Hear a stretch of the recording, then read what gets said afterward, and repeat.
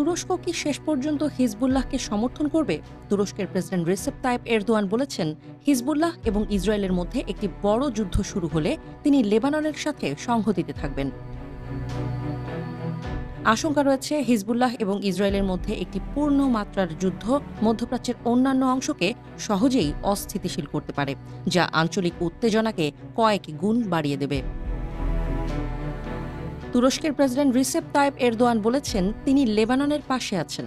Erdogan গাজায় ইসরায়েলের যুদ্ধ এবং দক্ষিণ লেবাননে পূর্ণ মাত্রার যুদ্ধে বিপদের গন্ধ পেয়েছেন। তার মতে ইসরায়েলের প্রতি পশ্চিমা সমর্থন দুঃখজনক এবং নেতানিয়াহু এই অঞ্চলে যুদ্ধ ছড়িয়ে দেওয়ার পরিকল্পনা করছেন। যদিও তুরস্ক ভবিষ্যতের কোনো সংঘাতে কেন্দ্রীয় ভূমিকা নাও পালন করতে পারে এবং লেবাননে তুরস্কের সরাসরি বিনিয়োগ সীমিত, তবে আঙ্কারার কর্মকর্তারা উদ্বিগ্ন ইসরায়েল হিজবুল্লাহ যুদ্ধ একটি বহু মহাদেশীয় সংকট সৃষ্টি করতে পারে। তুরস্ক এবং হিজবুল্লাহর মধ্যে অতীতের উত্তেজনা সত্ত্বেও এটা স্পষ্ট, ইসরায়েলের যুদ্ধ অন্তত কিছুটা হলেও আঙ্কারা এবং হিজবুল্লাহকে একই নৌকায় তুলেছে।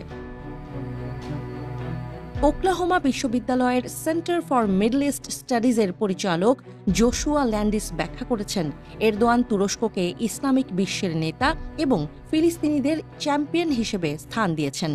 যদিও হিজবুল্লাহ এবং তুরস্ক সিরিয়ার গৃহযুদ্ধের সময় প্রতিপক্ষ ছিল, তবে তারা এখন একই দিকে রয়েছে, ফিলিস্তিনিদের সমর্থন করছে।